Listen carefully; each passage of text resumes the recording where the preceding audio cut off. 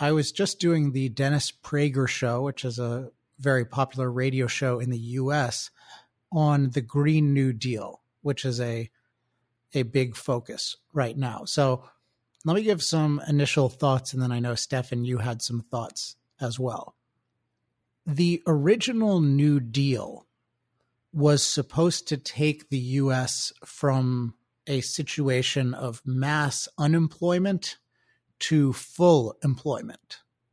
And it's notable that it completely failed in this respect, though that's another subject that Don certainly knows a lot about. But the purpose was to take America from a situation of mass unemployment and then poverty as well related, but to full employment.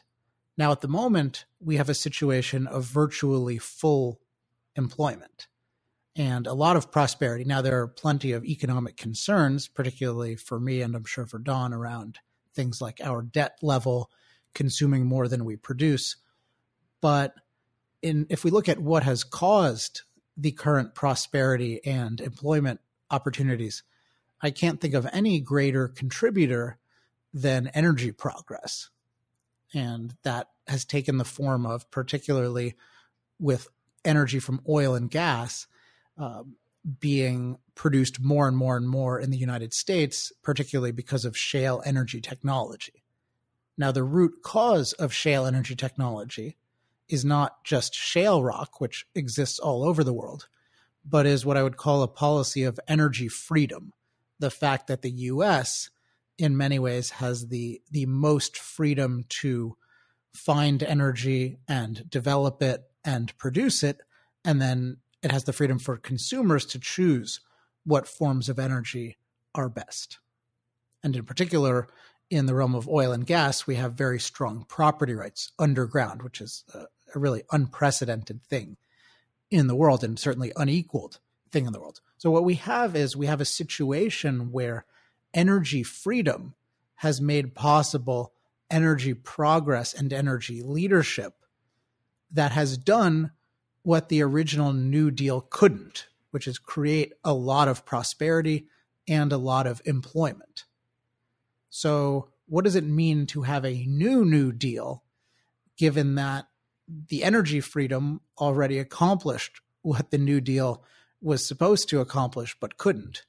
Well, it turns out what the Green New Deal is it's a policy to ban all of the forms of energy that have led to energy progress, including oil and gas, but also including coal and also nuclear, as I'll talk about in a minute.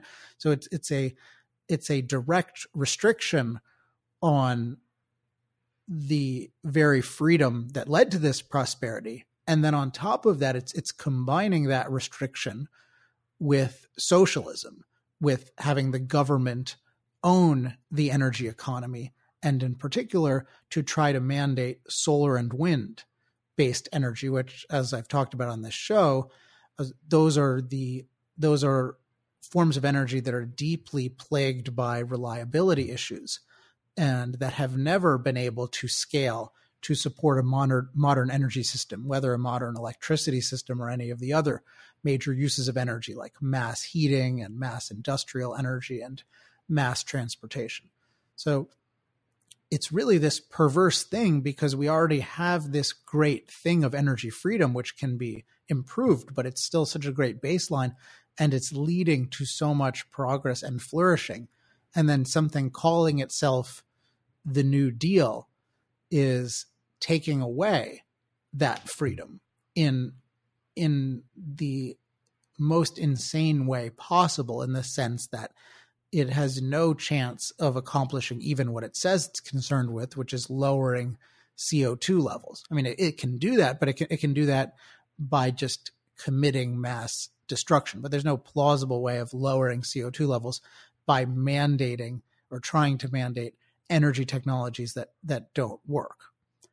So my short version of this is that the Green New Deal is a misnomer, and really what we're talking about here is a green Great Depression, because the New Deal was supposed to get us out of a depression, but these are policies to get us into a depression.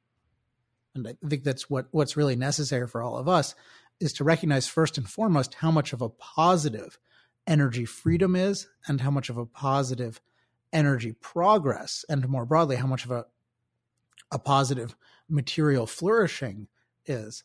And then recognizing that, champion improvements to energy freedom, improvements to energy progress, things like decriminalizing nuclear power, but be really clear on what we stand for positively.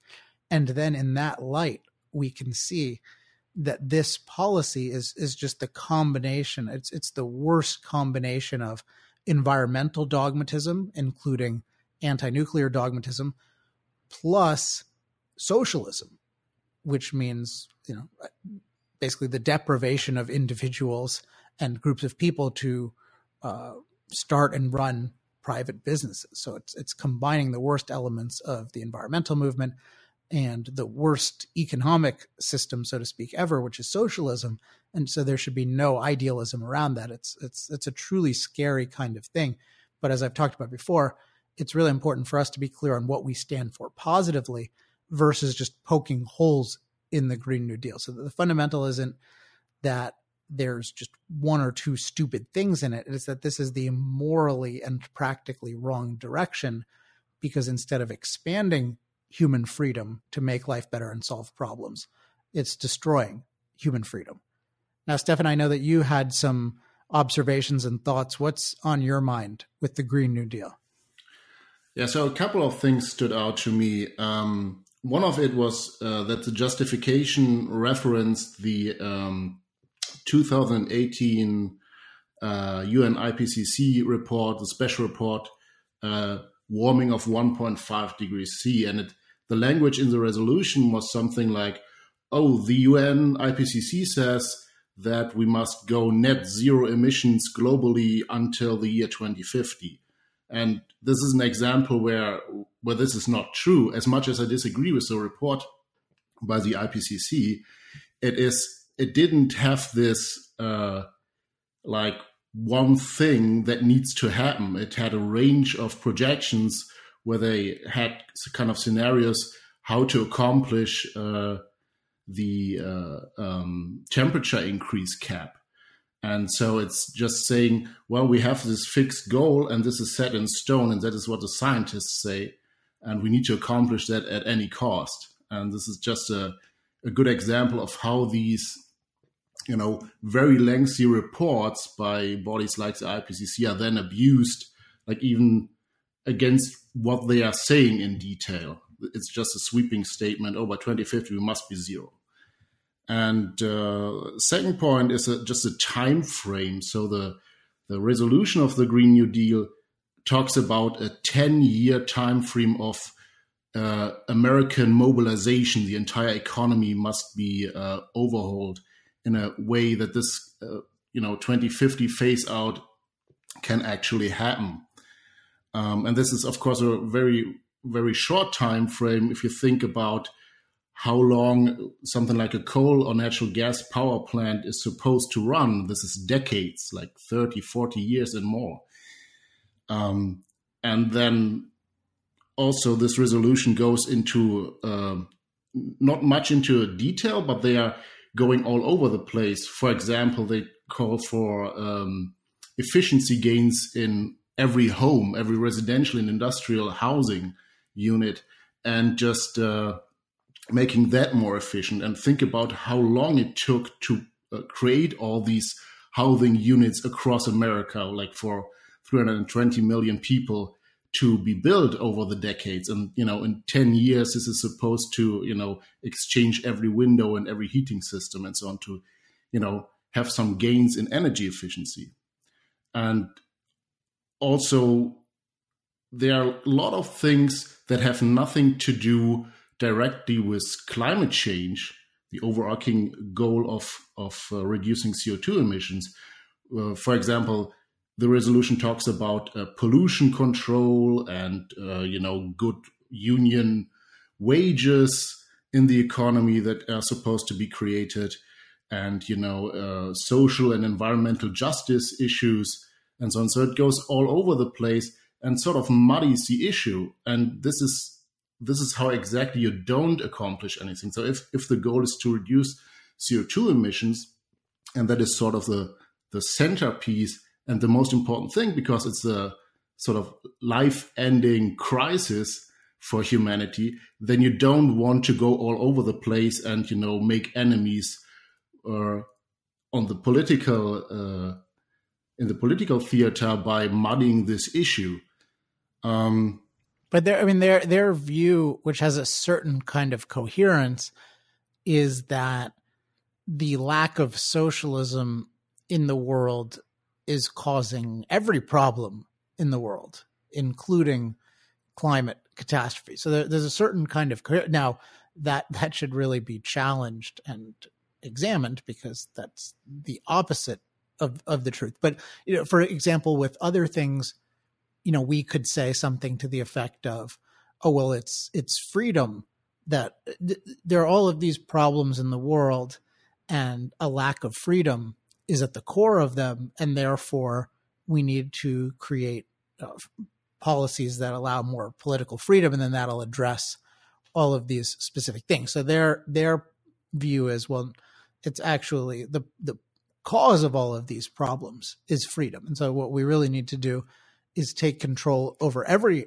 aspect of life and order everyone to obey in a way that we regard as justly, whether economically or environmentally, and then we will have a very good world. Now, so it's important though that is, they view this as one of many reasons or I would say pretexts for socialism. But then that indicates, to your point, I guess that indicates that they don't really regard this as particularly urgent, because they're not at all optimizing for the thing that most people think of as the reason to do any of this stuff. Well, Alex, that relates to the thing that's jumped out at me in the reactions to this, which is the reactions both from the left and even often the right, is they'll say, look, this is not very realistic, but at least it's ambitious, and we need to be ambitious. And ambition is not an unlimited virtue. Like, it very much depends what you're ambitious for. If you're ambitious to hey, we're going to turn this shale rock that's been useless and that people think that could never be used to turn into practical energy, we're going to create technology and then offer it to the world and try to show that it's actually practical. That's very ambitious, and that's what's made all those jobs and prosperity you mentioned possible. But this ambition is a couple of politicians who their ambition is to take unprecedented power over the lives of the country. And if they're wrong, there's no opt-out clause. We're going to impose solar and wind on you. We're going to deprive you of the energy technologies that you've chosen and that have allowed you to prosper. And if we're wrong, but it's not even addressed whether or not they're wrong. And it's not like this is new. That kind of ambition has been tried again and again. I mean, this is exactly the sort of ambition you saw with the Great Leap Forward, where it's, China's going to transition into this great communist utopia, and then people starved. It was the ambition of the Soviet Union that says, we are going to leap into the industrial future, and millions of people starved. And it's an even lesser form of ambition, which happened in Venezuela, that now is leading to complete breakdown. And so the idea that there's something inherently idealistic about people proposing to take over massive amounts of the economy and control people's lives, and that should be considered virtuous, even if not practical, I find incredibly disturbing. Yeah, I like that point. And it's particularly bad because they are so against the ambition and the results of the ambition of the people who are actually producing energy in the world. So that's bad ambition. But yeah, the ambition to control other people is something that gets this perverse approval and admiration. And then there are periods in history where it obviously leads to mass destruction, and then people they say that they don't admire it so much, but it seems to be at a point where people are in a society, they think things are wrong, they're blaming it on the elements of freedom in the society, and then they think, well, if only somebody like me had wider powers, and then they think, oh, well, So you see, for instance, people just idolizing China. Those Chinese, they can get things done, and there's a little mini Little Caesar, little dictator in a lot of people, and that can have a number of causes. But maybe one of the more innocent causes is just that there's a lack of understanding of how freedom works to make people's lives better, and then how part of freedom is having laws that protect individual rights, that if you did have some sort of crisis with CO2, there would be ways of handling that by thinking of it in terms of individual rights. But you'd really think of it in terms of, okay, how do we prevent this particular alleged very negative consequence, but still give people the freedom that they need to flourish? So versus how do we use this problem? How can we deal with this problem and every other problem by taking control of everything?